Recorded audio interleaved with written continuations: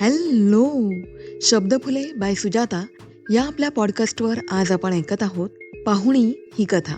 लेखन नारायण धारप. या दरम्यान इतर कामांमध्ये व्यस्त असल्याने नियमित कथा आणता आल्या नाहीत, पण इतक्या दिवसांनीही शब्दफुलेच्या कथांची वाट पाहणाऱ्या प्रत्येक श्रोत्याचं मनापासून आभार. शब्दफुले चॅनलवर नवीन कम्युनिटी फीचर सुरू केलंय, त्याचा तुम्ही वापर करू शकता. आजची कथा तुम्हाला कशी वाटते कमेंटमध्ये कळवा. या एपिसोडला लाईक, हाईप आणि शेअर करायला विसरू नका. आपली साथ आणि प्रेम सदैव मिळत राहील अशी मी आशा करते आणि कथेला सुरुवात करते. कथा पाहुणी. लेखन नारायण धारप.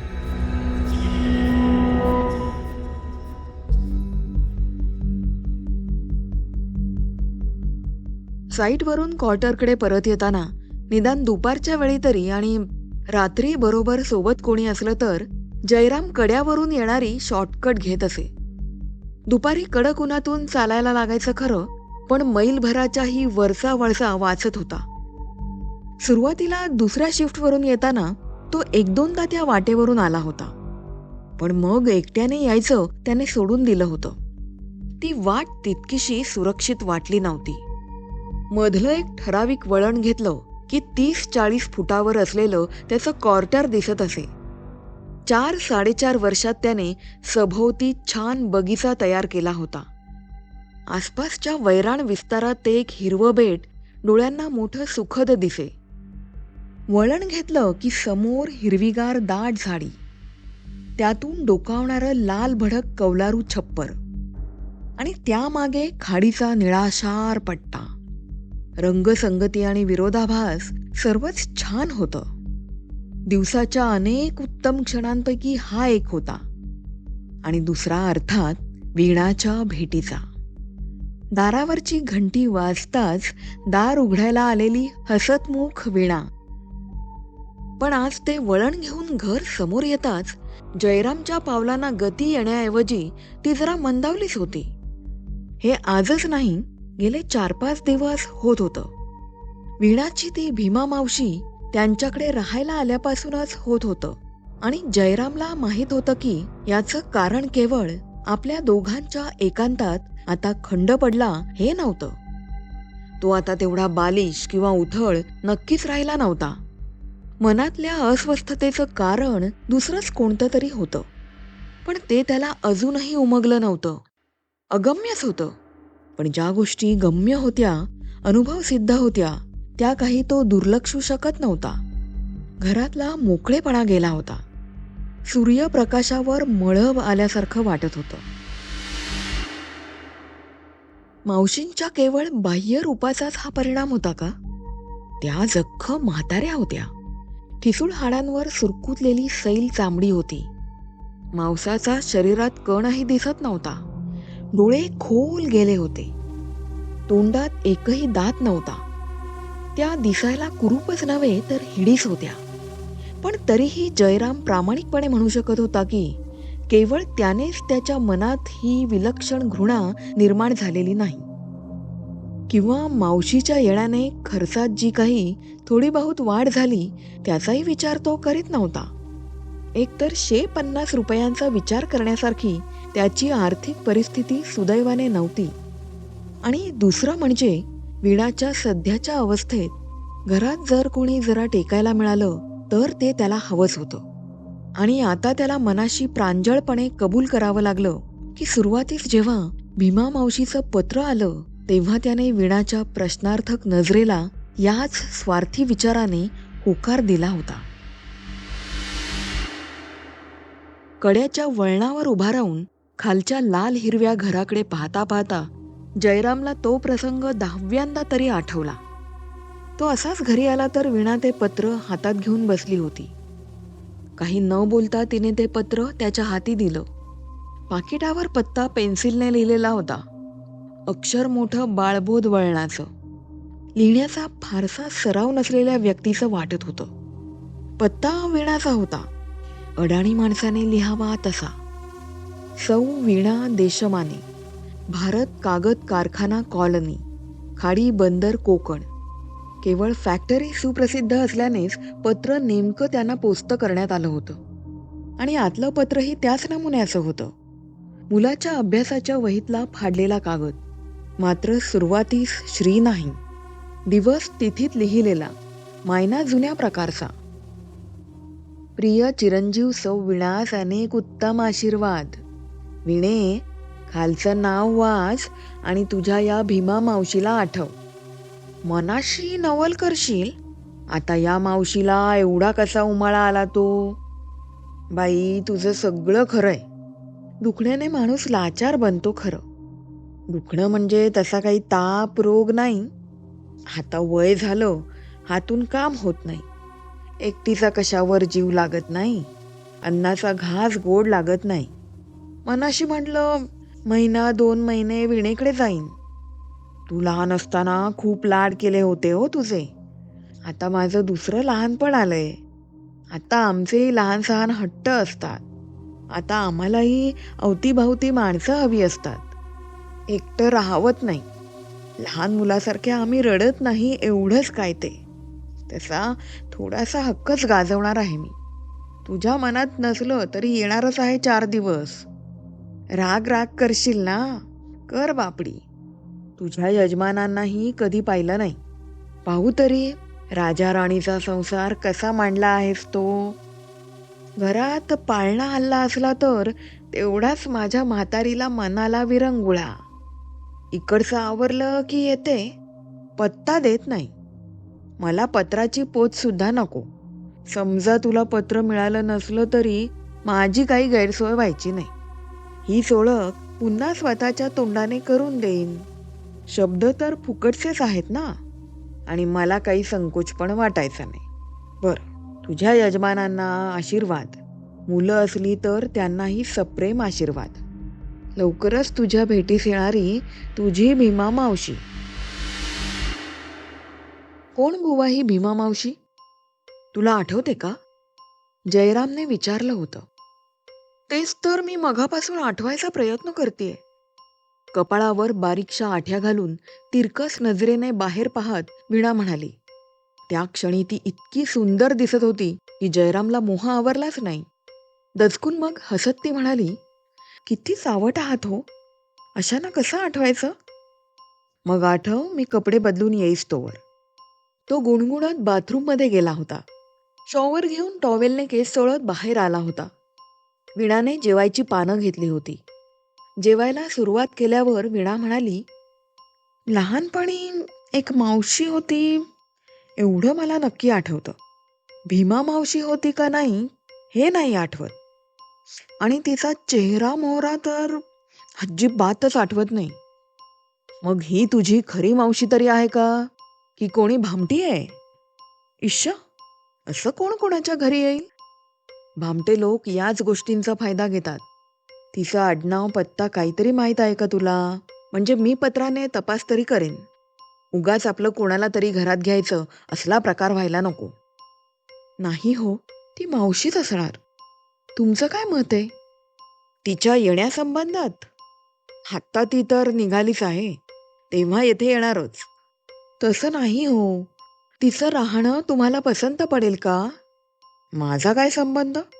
म्हणजे असं, मी दिवसभर कामावर असतो, कधी कधी रात्रीचाही कामावर असतो. मात्र तुला सोबत होईल एवढं खरं.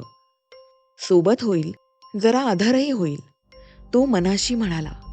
माहेरचं माणूस असलं की बायका जास्त मोकळेपणाने बोलतात, वागतात, राहतात. भीमा मावशी हजर होऊ देत, मग पाहू. असाच तो अलिखित संकेत ठरला. भीमा मावशी 4थ्या दिवशी हजर झाली. आणि ती गोष्ट जयरामला प्रथम वीणाकडून समजली, तीही मोठ्या नाट्यपूर्ण रीतीने. दुपारचा तो शॉर्टकटने परत घरी येत होता. तोच त्याला क्वार्टरच्या दारातून वीणा बाहेर पडलेली दिसली. डोक्यावर छत्री होती, डोळ्यांना गॉगल होता.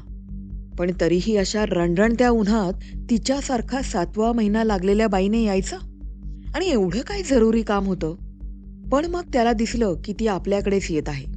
तो घाईघाईनं शेवटची पावलं चालत तिच्यापाशी आला. तिचा चेहरा उन्हाने लाली लाल झाला होता, घामाने डवरला होता. पण जयराम रागाने काही बोलण्याच्या आतच ती त्याचा हात धरून म्हणाली, हे पहा, मावशी आलीये, मावशी, भीमा मावशी. क्षणभर संदर्भ न लागल्याने त्याचा चेहरा प्रश्नार्थक झाला होता, म्हणून तिची दिरुक्ती. पण मग मी घरी येईस्तोवर थांबायला काय हरकत होती? ती गॉगलशी चाळा करत म्हणाली. त्यासाठीच तर आधी सांगायला आले. आणि मग एकदम मोठा श्वास घेऊन ती एका दमात म्हणाली, की नाही, ही मावशी की नाही अगदीच म्हातारी आहे हो. मला तर मुळीच ओळखली नाही. आणि तिची मदत कसली होणार हो? तिचं पाऊल तिला उचलता येत नाही. तुम्ही एकदम पाहायला नको म्हणून आधी सांगायला आले. वेडी ग वेडी, जयराम हसत म्हणाला. तिचा पत्कर काय तू घेतलायस की काय? हा, आणि मला धक्का बसला असता? मी काय विरघळलो असतो? तू मात्र अशी उन्हाची बाहेर आलीस. विरघळून जायचीस हो एखाद्या वेळी. चल. हातात हात घालून दोघं बंगल्याकडे परत आली. भीमा मावशी बाहेरच्या वरांड्यातच बसली होती. आणि वीणाने कल्पना दिल्यावरही जयरामला धक्का बसल्याखेरीज राहिला नाही. आणि त्या पहिल्या क्षणीही त्याला विलक्षण घृणा वाटली होती. गंगा भागीरथी झालेली कोणी बाई अस्तित्वात असेल यावर त्याचा विश्वास बसला नसता. लाल आलवणाचा पदर डोक्यावरून घेतला होता आणि त्या पदराखालून 2 डोळे आपल्यावर खेळल्याची त्याला जाणीव झाली होती. 2 खोल गेलेले, थिजल्यासारखे वाटणारे डोळे. काय मावशी, आलात तर? पत्ता बरोबर सापडला ना? आवाजात खोटाच अगत्याचा भाव म्हणून तो विचारत होता. हो, सापडली की, मावशी तोंडातल्या तोंडात बोलली. ठीक आहे, करा आराम आता. मला जेवण वगैरे करून परत जायचंय. आपलं कर्तव्य आपण केलं अशा स्वार्थी समाधानात तो आत बाथरूममध्ये सटकला. तो जेवायला आला तेव्हा टेबलावर 3 ताटं पाहून क्षणभर गोंधळला. मग त्या मावशी आठवल्या. म्हणजे आता रोजचं दोघांचं खेळीमेळीचं थट्टा विनोदाचं जेवण नाही तर. पण मग मावशीला मागून तरी कसं जेवायला बसवणार? नाहीतर वीणालाच थांबावं लागलं असतं आणि गार बेचव अन्न खावं लागलं असतं, नाही? वीणाने केली होती तीच योजना योग्य होती. जेवताना त्याने 1-2दा वीणाचं लक्ष वेधून घेऊन नाक चढवून आपली नापसंती दाखवण्याचा प्रयत्न केला. पण वीणाने डोळे वटारताच तो खाली पाहून जेवायला लागला. शिवाय त्याला अशीही शंका आली की मावशी पदराखालून चोरून आपल्या हालचाली न्याहाळत असाव्यात. कुठून उपटली ही बॅत? एक प्रकारच्या रागानेच तो त्यांच्या हालचाली पाहू लागला. काटक्यासारखे हात पानातला घास कालवत होते. किती वेळचं तरी ते कालवणं चाललं होतं. मग हात सावकाश वर गेला. घास केवढा होता? 10 शितं तरी वर गेली होती का? या गतीने जर या बाईचं जेवण चालणार असेल तर अंधारच पडायचा. आणि मग त्याला स्वतःचीच शरम वाटली. किती थकलेलं हे शरीर. अन्न पचवायची तरी ताकद होती का शिल्लक? आणि अन्न पचलं तरच शक्ती येणार. पण केवढी जिद्द! कुठल्या कुठे पत्ता काढीत नेमकी आली खरी. 2दा गाडी बदलावी लागली असेल. मग शेवटचा एसटीचा हाडं खिळखिळी करणारा प्रवास. आणि ही तर अशी ठिसूळ. जेवण आटपून तो कामावर गेला. पण जरा मोकळा वेळ मिळाला की त्याचे विचार या भीमा मावशीकडे वळत. तसेच आत्ताही ते विचार मनात येऊन त्याची पावलं क्षणभर रेंगाळली होती. आणि मग तो हबकलाच. कारण घरामागे 25 फूट अंतरावर खाडीच्या किनाऱ्यावर त्याला मावशी दिसल्या. चूक होण्याची शक्यता नव्हती. तो काटकिळा आकार, तो पाठीचा बाक आणि तो डोक्यावरून घेतलेला लाल पदर. नाही त्या गोष्टी करायला या बाईत ताकद येते तरी कुठून? पायाखाली काय आहे हे पाहून एक पाऊल पुढे टाकून मग त्याने नजर परत वर उचलली. आणि मग मात्र तो हबकून थांबलाच, कारण किनारा रिकामा होता. मावशीची आकृती दिसत नव्हती. अविश्वसनीय गोष्ट, पण ती त्याच्या डोळ्यादेखत घडली होती. त्याची नजर जास्तीत जास्त 5 सेकंदच हलली असेल. चपळातल्या चपळ माणसाला सुद्धा किनाऱ्यापासून घरापर्यंतचं अंतर तेवढ्या वेळात काढता यायचं नाही. आणि मावशी तर साध्या चालतानाही अडखळणाऱ्या. काही क्षण तरी त्याने त्याचा तो विचार स्थगित ठेवला आणि तो झपाट्यानं घराकडे आला. त्याच्या घंटेबरोबर दार उघडलं. त्याच्या परत यायच्या वेळेत मिनिटाचाही फरक पडत नसे. पण आज दारातच थांबून जयराम हलक्या आवाजात म्हणाला, "वीणा, मावशी कुठे आहेत?" "आतल्या खोलीत पडलीये." "नक्की? बाहेर गेल्या नाहीत?" "बाहेर कशाला जाईल या उन्हात?" "नक्की? तुझी खात्री आहे?" "कमालच आहे बाई तुमची." वीणा नवलाने म्हणाली, "खरंच कुठे गेलेली नाही, माझ्या डोळ्यासमोर आहे." आणि मग जयरामचा व्यथित चेहरा पाहून वीणा एकदम प्रेमळ आवाजात म्हणाली, "हे पहा, तुमच्या मनात काहीतरी आलंय, हो ना? मला सांगा." तो काही न बोलता आत गेला. त्याला माहीत नव्हतं की तीक्ष्ण कान त्याचे शब्द ऐकत होते. आणि नंतर जेवायला बसल्यावर भेदक डोळे लाल पदरा आडून त्याच्यावर एकदम खिळले होते. जयराम जेवण झाल्यावर अर्धा पाऊण तास विश्रांती घेत असे. तेवढ्या वेळात पेपर, एखादं साप्ताहिक नाहीतर एखादे व्यावसायिक मासिक वाचत असे आणि मग परत कामाला जात असे. वीणा इतके दिवस अवतीभोवतीच घोटाळत असायची. पण आताशी गेला महिनाभर तरी तिला सकाळच्या कामाने थकवा यायला लागला होता. आणि जेवण झालं की दुपारची ती झोपत असे. मावशीला तिसरी बंद खोली उघडून वापरायला देण्यात आली होती. आज जयराम नेहमीपेक्षा लवकरच जेवून उठला होता. वीणा मावशीला "तुझं होऊ दे सावकाश" म्हणत उठली होती. त्या दोघांच्या पाठमोऱ्या आकृत्यांकडे मावशीचे डोळे वळले होते आणि मग एकदम खाली वळले होते. डोळ्यात एकाएकी उफाळून आलेली वासना कोणाच्या नजरेस पडण्याची तिला भीती वाटली होती. ती भीती खरी होती. वीणाच्या तरुण शरीरावर खिळलेली ती नजर भुकेने वखवखलेली होती. 2 घास कसेबसे पोटात ढकलून मावशी उठली आणि जवळजवळ कोलमडलीच. हे जीर्ण शीर्ण थकलेलं खचलेलं शरीर क्षणाक्षणाला धोका देत होतं. उसळत्या मनाला सांभाळू शकत नव्हतं आणि आता तर शक्ती आणखीनच ओसरत चालली होती. रक्तवाहिन्या आणि नसा सुकायला लागल्या होत्या. या शरीराचे आता फार दिवस राहिले नव्हते. तेवढ्या अवधीत जर दुसरं शरीर... मावशीने मनातला विचार मनात चढवला. पुढचा विचार सुद्धा मनाशी करायचा नाही असा निश्चय केला. आता संधी काही दिवसांवरच आली होती. 4 दिवसांनीच अमावास्या होती. तोपर्यंत सर्व काळजी घेतली पाहिजे. कोणालाही एवढाचाही संशय येऊ देता उपयोगी नाही. जयरामचं आजचं वागणं मावशीला आवडलं नव्हतं. हे ती पहिल्या भेटीपासूनच ओळखून होती. पण औपचारिकपणे तरी तो तिच्याशी 2 शब्द तरी बोलतच असे. आज मात्र बाहेरून आल्यापासून तो गप्पच होता. का? त्याला काही संशय आला होता का? आपण आज सकाळी काय काय केलं? झोपलो होतो.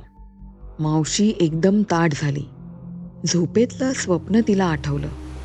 सागर तीर, करडं निळं पाणी. स्वप्न नको होतं. मनाला लावलेली शिस्त ऐनवेळी ढासळली होती. दुबळ्या शरीराचा मनावर, त्या उसळत्या हिंस्त्र रक्तपिपासू मनावर ताबा नव्हता. मन असं स्वप्नात निसटलं की स्वतः बरोबर या शरीराच्या काही प्रतिमा घेऊन बाहेर पडतं. मावशी लटपटत्या पावलांवर खोलीत आली. मागे दार लोटून घेऊन ती मोठ्या खिडकीपाशी आली. दुपारच्या रणरणत्या उन्हात खाडीच्या पाण्याचा निळा करडा पट्टा समोरच पसरला होता. सागराचा उग्र खारट दर्प तिच्यापर्यंत पोचत होता. अतिप्राचीन स्मृती चाळवल्या जात होत्या.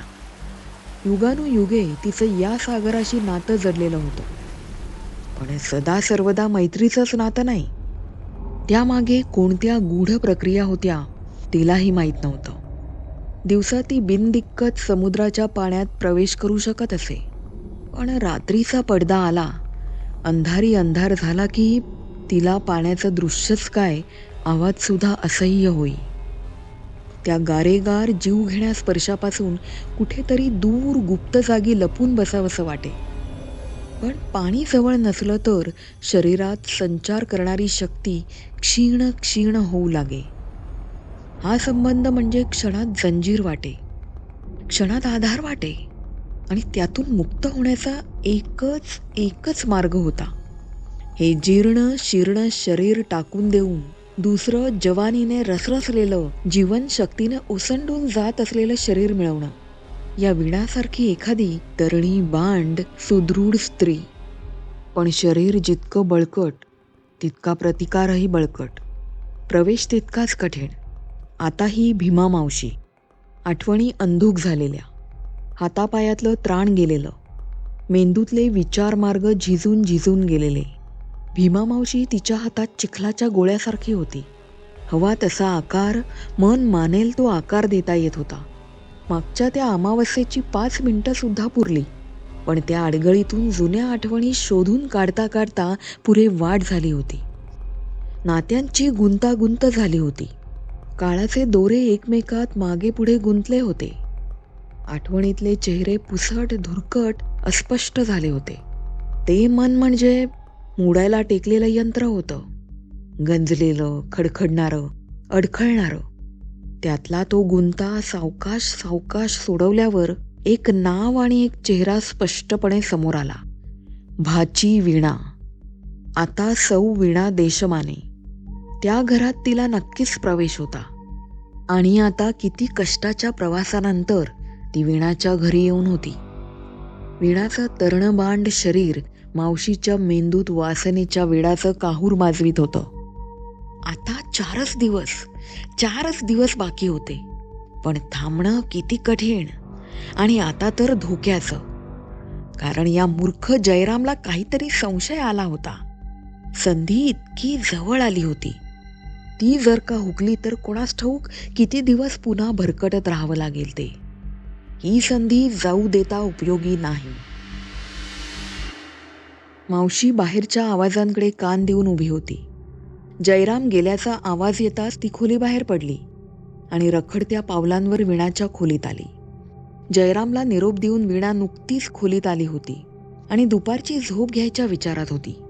कशाने कुणास ठाऊक, पण तिचे गाल नेहमीपेक्षाही जास्त लाल दिसत होते आणि डोळ्यातही हास्याची चकाकी होती. का ग, पडली नाहीस मावशी? वीणा उशी सारखी करता करता म्हणाली.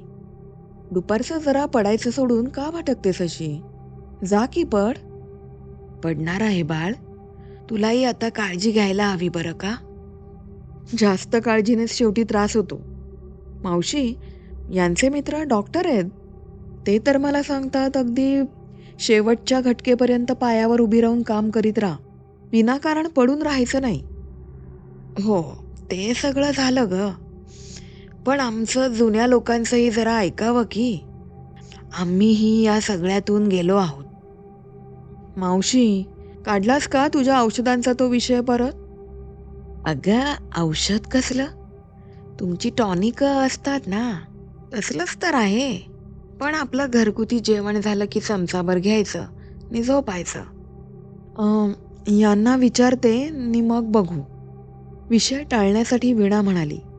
पण मावशीचे डोळे क्षणभर विलक्षण लखलखले. स्वतःला कसं तरी आवरत मावशी म्हणाली, वीणा पोरी, या बायकांच्या गोष्टी, त्यात पुरुषांना काय ग कळतं? बरं उद्या बघू. आता पड जरा, मलाही झोपू दे. एक मोठी जांभई देत वीणाने कूस बदलली आणि आरामशीर पवित्रा घेतला.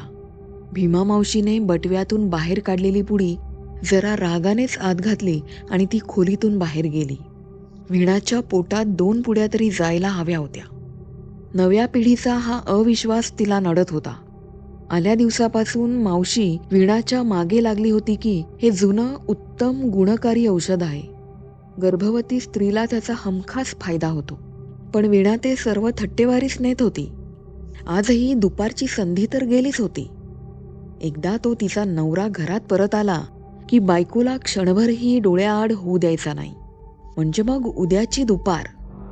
मावशीने मनाशी ठरवलं की आता गोडी गुलाबीने काम व्हायचं नाही. उद्या जमलं तर चोरून, नाहीतर जबरदस्तीने ही पूड वीणाच्या घशाखाली उतरवायचीच. त्याखेरीज अमावस्येला रात्री वीणाचं शरीर प्रवेश करण्यायोग्य व्हायचंच नाही. जयराम कामाला आला खरा, पण त्याचं कामात अजिबात लक्ष नव्हतं. दुपारचा तो एक प्रसंग काही केल्या डोळ्यासमोरून हलत नव्हता. त्याची पूर्ण खात्री होती की आपल्याला जे दिसलं त्यात फसण्याचा, भासाचा, नजरचुकीचा काहीही भाग नव्हता. एका क्षणाला ही म्हातारी मावशी पाण्याच्या काठावर उभी होती. दुसऱ्या क्षणी ती नाहीशी झाली होती आणि वीणा शपथेवर सांगत होती की म्हातारी घरातून हल्लीही नव्हती. त्याला प्रथमपासूनच मावशी संबंधात एक मानसिक अस्वस्थता जाणवत होती. ती सकारण होती तर मावशी दिसत होती तितकी साधी नव्हती. पण मग प्रश्न आला की ती खरोखरी कोण होती? आपल्या या विचारात जयरामाला तर्कदुष्ट अंधश्रद्धाळू असं काहीही वाटलं नाही. वीणाचं सुख, तिची सुरक्षितता याखेरीज त्याच्या मनात दुसरा विचारच नव्हता. आत्यंतिक प्रेमानेही नजरेला एक भेदक तीक्ष्ण धार आली होती आणि वीणासाठी जयराम सर्व संकोच विसरला होता. एकदा त्याला वाटलं वीणाच्या गावी स्वतःच जावं आणि या भीमा मावशीची चौकशी करावी. खरं खोटं काय ते पाहावं. पण वीणाला एकटीला सोडून जायची त्याची अजिबात तयारी नव्हती. बरं, हाताखाली या कामावर पाठवण्यासारखा असा एखादा हुशार माणूसही नव्हता. वीणाचं गाव तालुक्याचं गाव होतं. तिथे त्याच्या परिचयाचं कोणी नव्हतं. पण सरकारी डॉक्टर होते. त्यांना गावातली सर्व माहिती असणार. त्यातल्या त्यात सोयीचा असा एक मार्ग त्याला सुचला. त्याने त्या गावच्या मेडिकल ऑफिसरच्या नावावर खालील आशयाची एक तार केली. तुमच्या गावाची एक भीमा मावशी माझ्या बायकोची नातेवाईक म्हणून माझ्या घरी येऊन राहिली आहे. तिच्या खरेपणाबद्दल मला शंका आहे. आपण कुमारी वीणा जावडेकर हिच्या मावशीची चौकशी करावी अशी विनंती आहे. उद्या सकाळी 10 वाजता आपल्याला येथून ट्रंक कॉल करीत आहे, तेव्हा शक्यतो हजर राहावे. जयराम. तार केली. तार रवाना झाल्यावर त्याला काहीतरी केल्याचं समाधान वाटलं. संध्याकाळी तो क्वार्टरकडे निघाला तेव्हा त्याच्या लक्षात आलं की आपली पावलं रोजच्यापेक्षा वेगाने पडत आहेत. अंतर तोडायची त्यांना घाई झाली आहे. त्याला वाटलं या आपल्या अवस्थेला योग्य कारण असो वा नसो, तिचा आपल्या सर्व रुटीनवर दुष्परिणाम होत आहे आणि या सर्वांच्या मुळाशी ही आगंतुकपणे आलेली भीमा मावशी आहे. पण तो घरी आला तर सर्व काही आबादी आबाद होतं. घर दिव्यांनी उजळलं होतं. रेडिओ सुरू होता आणि वीणा रेडिओ बरोबर हलक्या आवाजात गुणगुणत स्वयंपाकघरातल्या कामात गर्क होती. जयराम तसाच बाथरूममध्ये गेला. सपाट्याने चालल्याने त्याला जरासा घाम आला होता. बाथरूम बाहेर तोंड व केस पुसत येताच त्याला दिसलं की खोलीच्या सर्व खिडक्या बंद आहेत. वरून पडदे ओढले आहेत. त्यानेच जास्त उकाडा होत होता. मावशी तिथेच एका खुर्चीवर बसल्या होत्या. काय मावशी, ठीक आहे ना? असं म्हणत म्हणत त्याने मोठ्या खिडकीवरचा पडदा सरदिशी ओढला. मावशीच्या खुर्चीतून एकाएकी एक विलक्षण चमत्कारिक आवाज आला. अर्धवट किंचाळीचा, अर्धवट गुदमरल्याचा. जयराम दचकून मागे पाहू लागला. नको नको, पडदा ओढ. मावशी किंचाळली. वीणा स्वयंपाकघरातून धावत धावत बाहेर आली. काय झालं मावशी? काय झालं हो? ती विचारत होती.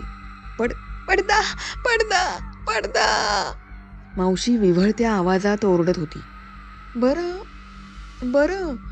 वीणा जयरामकडे वळली. अहो तेवढा पडदा ओढा. क्षणभर थांबून मग जयरामने खिडकीवर पडदा पुन्हा ओढला. मावशी खुर्चीवरून खाली आली होती. दोन्ही हात छातीशी धरून मोठमोठ्या धापा टाकत होती. असं वाटत होतं की तिच्या जरा जर्जर शरीराला हे धक्के आता सहनच व्हायचे नाहीत. खोलीत 2 पावलं पुढे येऊन कमरेवर हात ठेवून जयराम म्हणाला, आणि आता सांग बरं, हे पडद्याचं गौड बंगाल काय आहे ते? डाव्या हाताने पदर वर करून त्याच्या कपाळावरचा घाम पुशीत वीणा म्हणाली, आत येता का चहाला? चला सांगते. आणि स्वयंपाकघरात डायनिंग टेबलापाशी जयराम बसल्यावर मला आल्या आल्याच मावशी म्हणाली होती, अंधारी रात्र पाहायची मला भीती वाटते म्हणून. तेव्हापासूनच रात्रीचे घरातले सगळे दिवे लावलेले असतात आणि खिडक्यांवरून पडदे ओढलेले असतात. छे, काहीतरीच एकेकाचं. काय बोलायचं ते न सुचून जयराम म्हणाला, अहो तिचं वय पहा की. ह्या वयात असला छोटासा छानदिष्टपणा चालायचाच. आपल्याला काही त्रास नाही ना होत. क्षणभर त्याला वीणाच्या भोळसर प्रेमळ स्वभावाचा राग आला. मग स्वतःशीच जरासा हसून त्याने विचार केला, म्हणूनच तर ती आपल्याला आवडते. का हो हसलात तसे? तुला नाही ग. मनात आपला एक विचार आला. जयराम खोलीतून जाताच मावशी धडपडत उभी राहिली. सावकाश सावकाश तिला दिलेल्या खोलीत गेली. आणि मागे दार लोटून घेऊन दाराला टेकून उभी राहिली. ती हाताच्या मुठी घट्ट आवळून एकमेकांवर आपटत होती. स्वतःवरचा राग काही केल्या तिला आवरताच येत नव्हता. नेमकी नको त्यावेळी तिची ती वर्माची जागा उघडी झाली होती. पण तिच्या प्रतिक्रियेला ती तरी जबाबदार कुठे होती? काळोखी रात्र अशी अचानकपणे डोळ्यासमोर उलगडली होती. सागर शत्रूचा काळा आविष्कार डोळ्यासमोर पसरला होता आणि ती भयातिरेकाने किंचाळली होती. आणि या मूर्ख जयरामला संशय घ्यायला आणखी एक कारण मिळालं होतं. तो सुवर्ण क्षण इतका जवळ आला होता आणि हा मूर्ख माणूस कळत नकळत मध्ये अडथळे उभा करीत होता. तिच्या विलक्षण योजनेची त्याला काही शंका तर नव्हती ना आली? का तिचे अमानवी शत्रू या जयराम मार्फत कार्य करीत होते? पूर्वीही असं झालं होतं. नवी शरीरं हस्तगत करताना तिला अनेक वेळा क्रूर, निष्ठुर, पाषाण हृदयी पुरुषाशी झगडावं लागलं होतं. आताही ती या मूर्ख माणसापायी आपला बेत बदलणार नव्हती. एकच उपाय होता. विणाच्या घशाखाली ती पूड सक्तीने उतरवायची आणि उद्याच हा माणूस कामाला गेला की ते उरकून टाकायचं. आणि तोपर्यंत शक्यतोवर त्याच्या दृष्टीआडच राहायचं. आता 3च दिवस राहिले होते. एकदा का तिला ते नवजात तरणबांड यौवनाने रसरसलेलं शरीर मिळालं की मग ती स्वतंत्र, स्वयंपूर्ण होणार होती. मग निदान काही दशकं तरी तिला असं लपून छपून वावरावं लागणार नव्हतं. जयरामला त्या रात्री काही केल्या शांत झोप आली नाही. पलीकडच्याच खोलीत ती भीमा मावशी होती आणि ती जाणीव तो क्षणभरही विसरू शकत नव्हता. दररोज तिचा एक नवाच पैलू उजेडात येत होता आणि प्रत्येक अनैसर्गिक, बोचणारा, अस्वस्थ करणारा होता. आता हा पडदा ओढण्याचा प्रकार. वीणा सांगत होती तितका तो प्रकार साधा वाटत नव्हता. मावशी विलक्षण भेदरली होती. भया अतिरेकाने तिने किंचाळी फोडली होती. तिला भेदरविणारं बाहेरच्या रात्रीत असं काय होतं? आणि ही गोष्ट परिचयाची, अनुभवातली नसल्याने तो कोणताही तर्क सुद्धा करू शकत नव्हता. आपण अधिक सावध राहिलं पाहिजे एवढं त्याने मनाशी ठरवलं. दुसऱ्या दिवशी सकाळी मावशी चहासाठी स्वयंपाकघरात आली नाही. जयरामचा स्वभाव वीणाला माहीत होता. तिनेही चहा मावशीला तिच्याच खोलीत नेऊन दिला. जयराम कामाला गेला, पण त्याचं लक्ष घड्याळाकडे होतं. 9:30च्या सुमारास त्याने वीणाच्या गावाला ट्रंक कॉल लावला. अपेक्षेप्रमाणे अर्धा तास लागेल असं उत्तर मिळालं. बरोबर 10:05 कॉल मिळाला. आश्चर्याची गोष्ट म्हणजे मेडिकल ऑफिसर देशपांडे पोस्टातच थांबले होते. हॅलो, मी देशमाने बोलतोय. जयरामने सुरुवात केली, पण डॉक्टरांनी त्याला मध्येच अडवलं आणि ते म्हणाले, हो हो, मला तुमची तार मिळाली. मग सगळं समजलं असेलच. काही माहिती मिळाली का? मी इथे गेल्याच वर्षी आलो, पण तुमच्या पत्नीला आणि तिच्या कुटुंबाला इथले बरेच लोक ओळखतात आणि तुमच्याकडे तिची मावशी आली आहे या गोष्टीवर इथे कोणाचाच विश्वास बसत नाही. ज्यांनी ज्यांनी ही मावशी बघितली आहे ते सर्व म्हणतात की ती अगदी मरणाच्या पंथाला लागली होती. 10 पावलं चालायचं सुद्धा तिच्यात त्राण नव्हतं. एवढं खरं की गेल्या काही दिवसात ती कोणालाही दिसलेली नाही.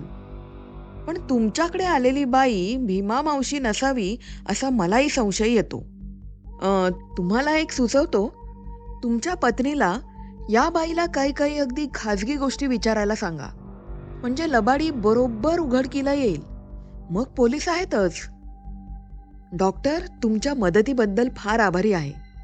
माझी एकच विनंती आहे, तिथे तपास करीत राहा आणि काही कानावर आलं तर मला पत्राने कळवा प्लीज. हो हो, जरूर जरूर. पुन्हा एकदा आभार मानून जयरामने फोन बंद केला. या नव्या माहितीने त्याच्या कोड्याला एक नवीच भीती आली होती. डॉक्टरांची सूचना चांगली होती, पण वीणाला मावशीची आठवण अगदी पुसट येत होती. पण काही एक कारण नसतानाही जयरामला वाटत होतं की एखाद्या जाणत्याने प्रश्न विचारले तर मावशी उत्तरे बिनचूक देतील. एका अर्थी त्या मावशी होत्याही आणि दुसऱ्या अर्थी त्या नव्हत्याही. आणि हा जो दुसरा अर्थ होता, ही अनैसर्गिक संदिग्धता होती. तीच त्याला विलक्षण अस्वस्थ करीत होती. आणि सुरुवातीपासून त्याला जाणवत होतं की ही बाब रोजच्या अनुभवातली नाही. कोणालाही तो सांगायला गेला किंवा कुणाशीही याची चर्चा करायला गेला तर त्याच्यात स्वतःच्या शहाणपणाची इतरांना शंका येईल. अशा गोष्टी होत नाहीत. लोकांचं हे ब्रह्मवाक्य होतं. पूर्वीच्या भोळसट लोकांच्या समजुती आहेत या. 20व्या शतकात अणुयुगात या गोष्टी होत नाहीत. हाताखाली काम करणाऱ्यांपैकी एकेकाचा तो बारकाईने विचार करू लागला. वरच्या वर्गापेक्षा खालच्या वर्गातच या प्रकारावर श्रद्धा जास्त होती, त्याची जास्त माहिती होती आणि त्यावर काही काही इलाजही होते. इलाज. आता प्रथमच त्याला जाणवलं की आपण काहीतरी करण्याचा मनोमन निर्णय घेतला आहे. पण तो दुपारच्या जेवणासाठी घरी आला तरी हा केवळ विचारच चालू होता. घरात त्याला मावशी दिसली नाही. त्याने भुवया उंचावून मूक प्रश्न विचारताच मावशीच्या खोलीकडे बोट करून वीणाने त्याच भाषेत उत्तर दिलं. निदान जेवताना तरी जयरामला ही मावशी समोर नको होती. तिच्या सहवासात आपल्याला एक घास सुद्धा घशाखाली घालवणार नाही अशी त्याला भीती वाटत होती. पण त्याचबरोबर या नव्या माहितीच्या दृष्टीने तिच्याकडे पाहायचं एक कुतूहलही मनात होतं. जेवताना तो मनाशी विचार करीत होता. आपल्याला माहीत असलेल्या किंवा संशय आलेल्या गोष्टीपैकी वीणाला किती सांगावं? तिच्या सुरक्षिततेच्या दृष्टीने तिला जागृत करून ठेवणं चांगलं नाही का? पण उलट याचाच तिच्या मनावर विपरीत परिणाम झाला तर? सध्याची तिची अवस्था मोठीच नाजूक होती आणि उलटपक्षी तिचा कशावरच विश्वास बसला नाही तर? त्याला कशाचाच निर्णय करता येईना. दुपारी पेपर वाचताना जरा विश्रांती घेताना मनातलं हे द्वंद्व चालूच होतं. आणि तो दुपारचा परत कामावर जाण्यासाठी बाहेर पडला तरी त्याचा निकाल लागलाच नव्हता. बाहेर 20-25 पावलं चालल्यावर त्याला ते जाणवलं. घरात वीणा आणि ती भीमा मावशी एकट्याच होत्या. एकट्याच. तो त्याच पावली माघारी वळला. वीणाने त्याला मूर्खात काढलं तरी हरकत नाही. तिला सावध राहण्याचा इशारा देण्याचं काम त्याचं होतं आणि हे शक्यतोवर मावशीच्या नकळत व्हायला हवं होतं. दारावर येलची लॅच कुलप लावल्याचं त्याला या क्षणी समाधान लाभलं, कारण बाहेरून तो दार अलगद उघडू शकत होता. कोणताही आवाज न करता तो सावकाश आत आला. तसाच वीणाच्या खोलीकडे निघाला. दार लोटलेलं होतं. तिला झोप लागलेली असणार हे त्याला अनुभवाने माहीत होतं. त्याने दार अलगद ढकललं. एक क्षणभर तो थिजून जागच्या जागीच उभा राहिला. वीणा पलंगावर झोपली होती आणि मावशी पलंगावर उणवं होऊन हातातल्या कागदातलं काहीतरी वीणाच्या तोंडात घालण्याच्या बेतात होती. वीणाच्या? त्याच्या प्रिय वीणाच्या? त्याच्या तोंडून गुदमरल्यासारखा अर्ध आवाज निघाला. तो माणसापेक्षा एखाद्या पिसाळलेल्या पशुसारखाच होता. 2 ढांगात तो पलंगापाशी पोचला. मावशीची मान त्याच्याकडे वळली होती. काळे भोर डोळे त्याचा ठाव घेत होते. संतापाच्या भरात जयरामच्या तोंडून शब्दच उमटत नव्हता. एका हाताने त्याने मावशीची काटकीसारखी मानगूट धरून तिला वर उचललं. ती किती हलकी होती. तिच्या हातातून कागद पडला. कागदात कसली तरी हिरवी पूड होती. ती सर्व पलंगावर, जमिनीवर, काही वीणाच्या अंगावरही सांडली. अजूनही त्याला शब्द सुचत नव्हते. संताप अतिरेकाने तो मावशीला गदागदा हलवत होता आणि त्याच क्षणी सर्वात भयानक, सर्वात अविश्वसनीय गोष्ट घडली. मनात गोंधळ होता. भीतीची लाट मनावरून जात होती, कारण हातातली मावशीची काटकीसारखी हलकी काया आणखीनच हलकी झाली आणि खोलीभर मावशीच्या प्रतिमा पसरल्या. त्यातल्या 7 अगदी लाल अलवणाच्या, डोक्यावरच्या पदरापासून ते पार पांढऱ्याफेक काटकिळ्या पावलांपर्यंत एकाबर हुकूम दुसरी अशा दाराच्या दिशेने तुरुतुरु धावल्या. 3 प्रतिमा खिडकीकडे जाऊन ती उघडायची धडपड करू लागल्या. 11वी प्रतिमा हातापायांवर रांगत पलंगाखाली शिरत होती. जयरामच्या तोंडून एक आश्चर्योद्गार निघाला.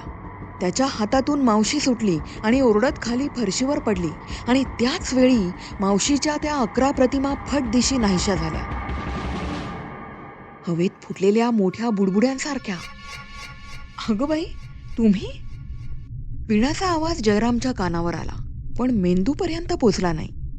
तो दगडासारखा जागच्या जागी खिळून उभा होता. 2 दिवसांपूर्वी अगदी हेच झालं होतं, तो मनाशी म्हणत होता. मावशीच्या मनातून बाहेर प्रतिमा फेकली गेली होती. त्या दिवशी ती झोपली होती म्हणून आणि आता विलक्षण घाबरली होती म्हणून. दोन्ही वेळा तिच्या इच्छेविरुद्ध किंवा नकळत. पण हे कसं शक्य होतं? का त्यालाच वेड लागलं होतं? अहो, बोला ना, काय झालं? वीणा त्याला गदागदा हलवत होती. जयरामची नजर सावकाश वीणाकडे वळली. ती झोपेतून अचानक जागी झाली होती. कॉटवर उठून बसून एकदा जयरामकडे, एकदा खाली विव्हळत पडलेल्या मावशीकडे आलटून पालटून पाहत होती. आणि जयरामला एक नवा धक्का बसला.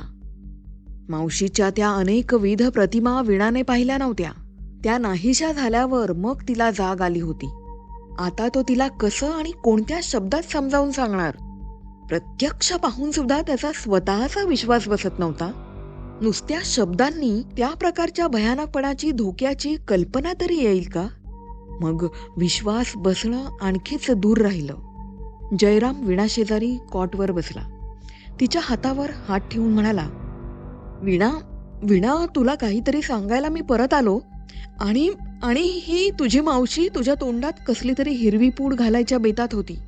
ती बघ सगळीकडे सांडलीये. तुझ्या पातळावर सुद्धा पडलीये बघ. वीणाच्या डोक्यात हळूहळू समज येत होती. मावशी, मावशी, हे म्हणतात ते खरंय का? मावशी खाली पाहत होती. तिने तशीच होकारार्थी मान हलवली. काय करत होतीस? वीणाचा आवाजही चढला होता. वीणा, परी, अगं मी म्हणत होते ते औषध. मावशी कापऱ्या आवाजात म्हणाली. पोरी, तुम्ही नको म्हणता पण आम्हाला राहवत नाही ग. वीणा मोठमोठ्याने हसायला लागली.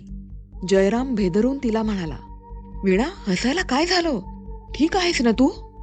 काही नाही हो. हसू कसं बसं आवरत वीणा म्हणाली, ही मावशी आल्यापासून मला तिचं कोणतं तरी औषध घ्यायचा आग्रह करते आणि मी नको नको म्हणते. तेच औषध ना ग मावशी. मावशीची मान जोराजोरात होकारार्थी हलत होती. मावशींना जरा त्यांच्या खोलीत जायला सांग पाहू. मला तुझ्याशी काहीतरी बोलायचंय. जयराम शेवटी म्हणाला. जा ग मावशी, जा, जाऊन पड जा, वीणा म्हणाली. मावशी फरशीवरून कशी तरी उठली आणि खालच्याच मानेने रखडत्या पावलांनी खोलीतून निघून गेली. जवळजवळ 7-8 मिनिटं जयराम एकसारखा बोलत होता, संथ आवाजात, अगदी तर्कशुद्ध पद्धतीने. आणि सांगताच मनाच्या एका भागाला ते अविश्वसनीय वाटत होतं. मनात निराशा जन्माला आली. वीणाचा यावर कधीच विश्वास बसायचा नाही. त्याचं सांगणं संपल्यावर वीणाने ज्या प्रश्नाला तो भीत होता तोच नेमका विचारला. पण तुम्हाला काय सांगायचंय नक्की? अगं, ही तुझी मावशी खोटी आहे, नकली आहे. तुझ्यावर तिची नजर आहे. मला तर अगदी वाईट आणि भयंकर शंका येते की कोणत्या ना कोणत्या मार्गाने तुझ्या शरीरातच प्रवेश करण्याचा तिचा डाव आहे. जसा एकदा तिने तुझ्या त्या म्हाताऱ्या मावशीच्या शरीरात प्रवेश मिळवला होता. तिला जवान तरुण शरीर हवं आहे. वीणा घाबरली? मुळीच नाही. उलट तिच्या चेहऱ्यावर काळजी उमटली होती. जयरामच्या शब्दावर तर तिचा विश्वास बसत नव्हताच. उलट तिला त्याच्याच शहाणपणाची शंका आली होती. एक दीर्घ उसासा सोडून जयराम तिच्या कॉटवरून उठला. वीणा, माझ्यासाठी एक करशील? स्वतःची काळजी घेशील? जयराम, ती जख्खा म्हातारी आहे. विसरलात? तिने मनात आणलं तरी तिला मला काहीही इजा करता यायची नाही. अगदी ती तुम्ही वर्णन करतात तसली कोणीतरी असली तरीही. तू तिच्या हिडीस प्रतिमा पाहिल्या नाहीस, जयराम मनाशी म्हणाला. कामावर लक्ष नाममात्र होतं. तो तिथी पाहत होता. त्याच्या आधुनिक ऑफिसात तिथी असलेली डायरी किंवा कॅलेंडर नव्हतं. दोघा-तिघांना विचारल्यानंतर त्याला समजलं की अमावस्या उद्या होती. पण त्याने मनाशी ठरवलं की कोणताही धोका पत्करायचा नाही. यापुढे तरी निदान रात्रीचा प्रत्येक क्षण तरी डोळ्यात तेल घालून सावध राहायचं. एक विचार त्याच्या मनात आला होता. मावशीला जबरदस्तीने त्याने परत गावी पाठवलं असतं तर वीणा रागवली असती, पण त्यांच्यावरचं संकट टळलं असतं. पण त्याला दुसऱ्याच क्षणी समजलं की आपण इतका स्वार्थी आणि कोता दृष्टिकोन घेऊ शकत नाही. कारण ही भीमा मावशी किंवा तिच्या जागी आता जे काही असेल ते दुसऱ्या कोणाची शिकार करेल.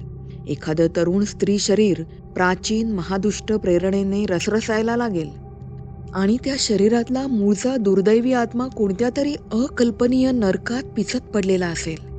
तो आणि त्याची पत्नी सुरक्षित असतील, पण ही कीड मानवी समाजात कुठेतरी आपलं काळं विवर पोखरीत असेल. तो हे करू शकत नव्हता. तिचा संपूर्ण नाशच करायला हवा होता. उद्याची रात्र, त्याला विचार करायला 24 तास होते आणि मग कृती.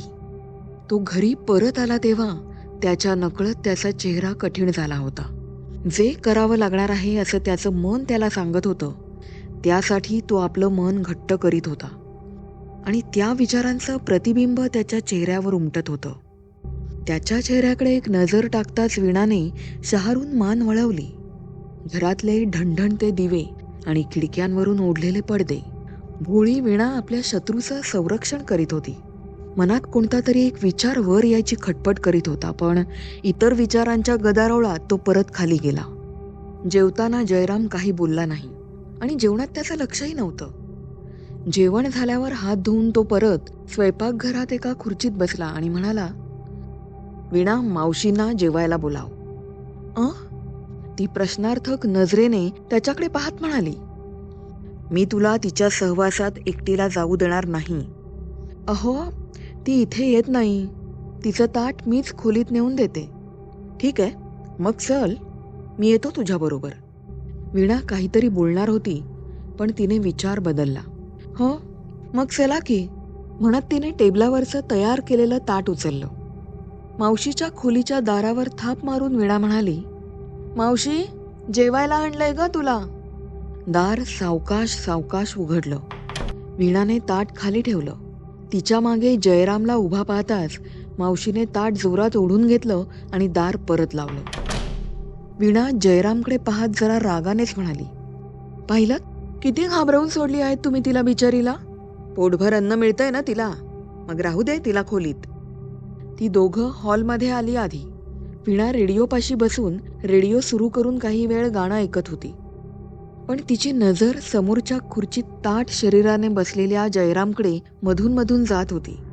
त्याची नजर समोर खिळली होती, पण काहीही पाहत नसावीशी वाटत होती. 5-7 मिनिटं झाली आणि त्याने एवढीही हालचाल केली नाही. हे वीणाच्या लक्षात येताच तिचं लक्ष रेडिओवरून उडालं. रेडिओ बंद करीत ती जयरामला म्हणाली, कसला एवढा गंभीर विचार चाललाय? दचकून इकडे तिकडे पाहत तो म्हणाला, विचार? नाही, विचार नाही, बसलो होतो असाच. पण तुमच्या मनात काहीतरी आहे, जसं काही तुला माहितीच नाही. माझं तर डोकंच फिरायची वेळ आलीये. असं काय करता हो? काहीतरी खूळ तुमच्या मनाने घेतलंय. अगं वीणा, तुला कळत कसं नाही किती धोका आहे तो? वीणा काहीच बोलली नाही. जयरामच काही वेळाने म्हणाला, पण मला काळजी घ्यायला हवी ना तुझी. तुला जर काही झालं, तुझ्या एका केसाला जरी धक्का लागला तरी मी जन्मभर मला स्वतःला क्षमा करणार नाही. त्याच्या बोलण्यात विसंगती होती, पण तिच्यावरचं अमर्याद प्रेमही होतं. क्षणभर तिला घशात औंढा आल्यासारखं वाटलं. स्वतःला कसं तरी सावरीत ती म्हणाली, चला झोपायचं का? 9 वाजून गेलेत. एक लहानसा रातदिवा सोडून तिने हॉलमधले सर्व दिवे मालवले. जयराम तिच्या मागोमाग बेडरूममध्ये गेला. मावशी हॉलच्या दाराला कान लावून तिच्या खोलीच्या दाराशी उभी होती. सर्व प्राण कानात आणून ती बाहेरचं संभाषण ऐकत होती. काळ्या डोळ्यात खोलवर संतापाची उन्मादक ठिणगी पडली होती. वाळक्या हातांच्या मुठी आवळल्या होत्या. नाक फिंदारलं होतं. वयाने ढिला पडलेला जबडा हलत होता. 2 वेळा तिच्या हातून चूक घडली होती. 2 वेळा तिचं खरं रूप उघडं झालं होतं आणि त्या गेंड्याच्या आडमोठ्या डोक्यात संशयाने ठाण मांडलं होतं. तिथं काम कठीण झालं होतं, पण ती माघार घेणार नव्हती. एक गोष्ट तिच्या पथ्यावर पडणार होती.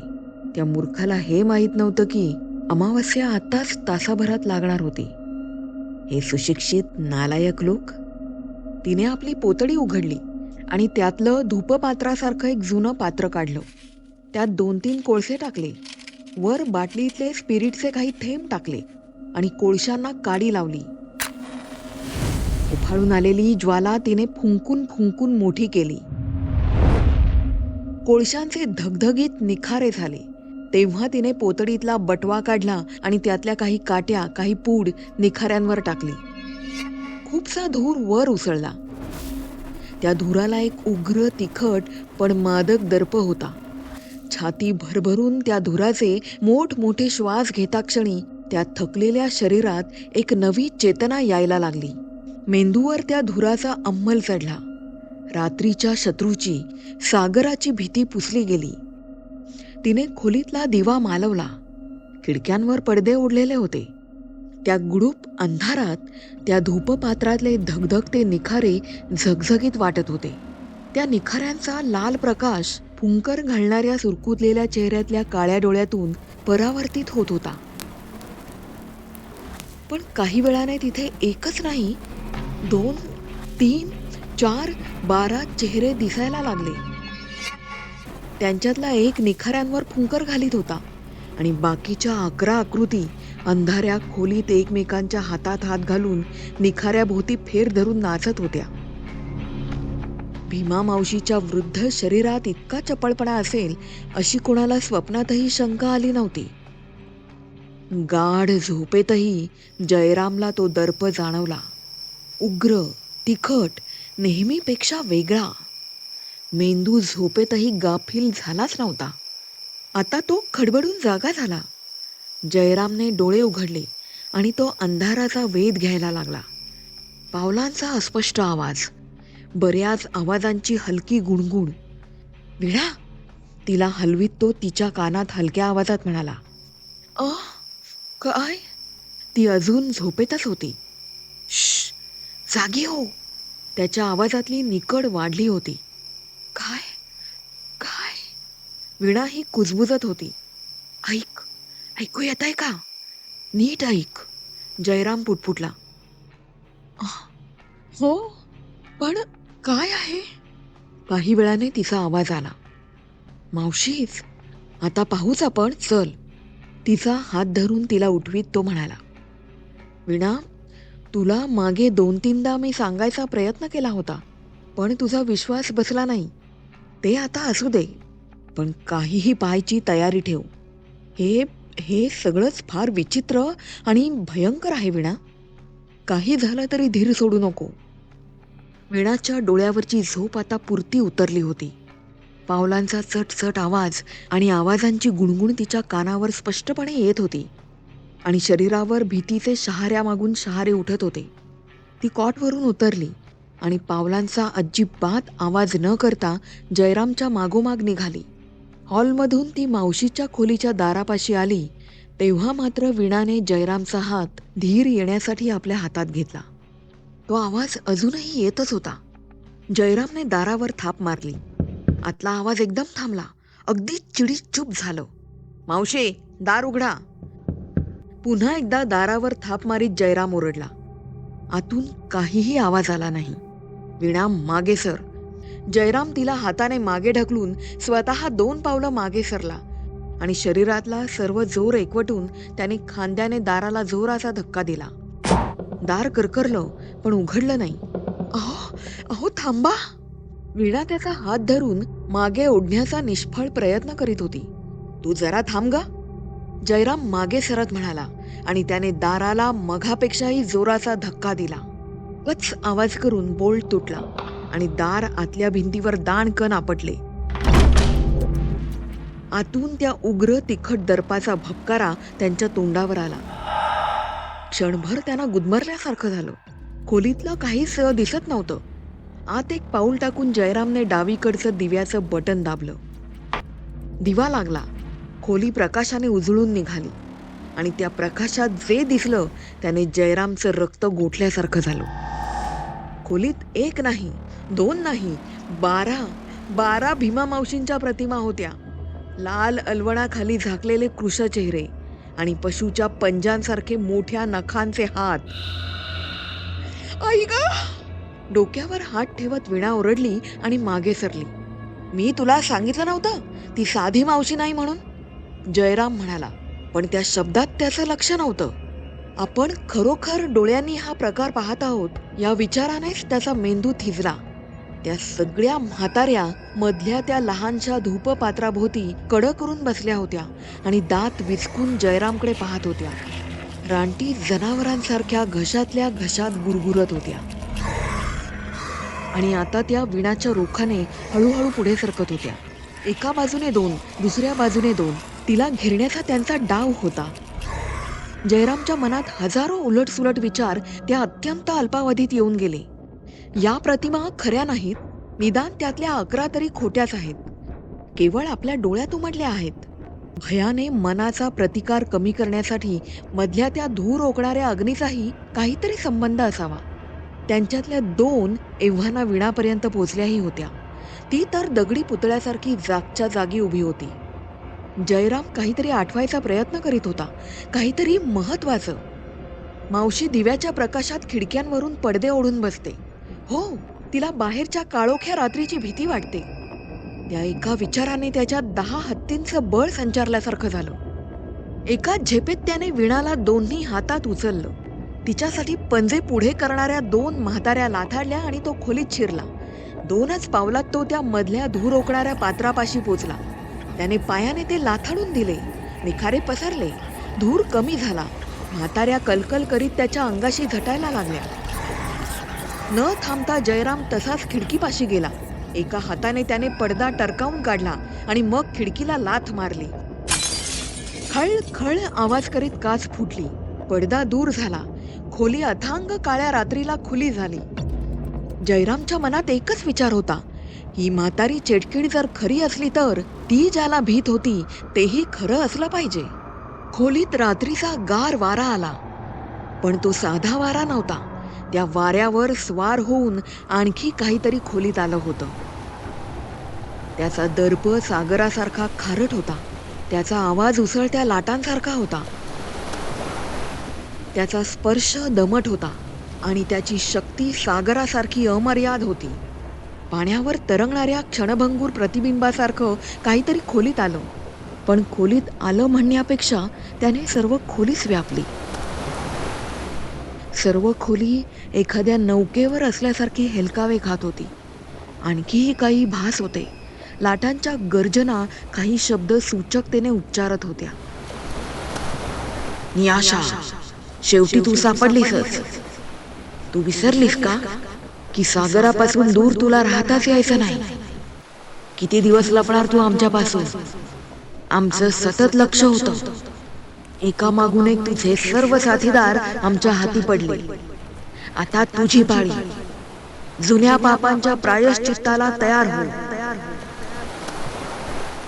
सगळ्या म्हाताऱ्या दगडी पुतळ्यासारख्या निश्चल झाल्या होत्या. त्यांचे काळे डोळे मधल्या त्या अस्पष्ट प्रतिमेवर खिळले होते, सापाने जखडलेल्या पक्षाच्या नजरेसारखे. आणि एकाएकी त्या प्रतिमा एकामागून एक नाहीशा झाल्या. फक्त एकच भीमामावशी खोलीत उरली. क्षणभर खोलीत गारेगार पाण्याचे तुषार आले. क्षणभरच भीमामावशी त्या तुषारात अदृश्य झाली. आणि मग एकाएकी पाणी गेलं. लाटांचा आवाज गेला. सागराचा दर्प गेला. भीमामावशी जमिनीवर वेडीवाकडी पडली होती. चेहरा उघडा होता. उघडे डोळे निस्तेज होऊन गोठले होते. तिच्या जवळ जाण्याआधीच जयरामला समजलं की ती मरण पावलेली आहे. तिच्यात संचार करणारी अघोरी चेतना नाश पावली होती. आता मागे राहिलं होतं ते एका निरुपद्रवी, निरपराधी, वयस्क थकलेल्या वृद्धेचं कलेवर. आणि मग तो वीणाकडे वळला. ती पायावर उभी होती, पण खाली कोसळण्याच्या बेतात होती. अगदी शेवटच्या क्षणी त्याने तिला धरली. क्षणभरच त्याची नजर बाहेरच्या काळोखात गेली. खरं म्हणजे अमावस्येची काजळी रात्र. त्याला काहीच दिसायला नको होतं, पण त्याला क्षणभर असा भास झाला की उंच धूसर बदलत्या रेषांची आकृती सावकाश खाडीच्या दिशेने जात आहे. मग त्याने तिकडे पाठ फिरवली. या गोष्टी मानवाच्या डोळ्यांसाठी नव्हत्या. लेखन नारायण धारप. सादरीकरण सुजाता. मित्रांनो, तुम्हाला ही कथा कशी वाटली कमेंट करून नक्की सांगा. या एपिसोडला लाईक, हाईप आणि कमीत कमी एका व्यक्तीला नक्की शेअर करा. तुम्ही जर पॉडकास्ट ऐकत असाल तर Spotify, Apple podcast, Jio Saavn, गाना.com, ॲमेझॉन म्युझिक अशा अनेक प्लॅटफॉर्मवर शब्दफुले सबस्क्राईब, फॉलो करा, स्टार रेटिंग द्या. Facebook, Instagram, email I D आणि इतर कथांच्या लिंक तुम्हाला डिस्क्रिप्शनमध्ये नक्की मिळतील. Stay tune. Shabdphule by Sujata. तर आजच्या या भागात मी सुजाता तुमचा तुर्तास निरोप घेते. पुन्हा भेटू एका नव्या कथेसह. Stay blessed, stay blissed. Thank you. धन्यवाद.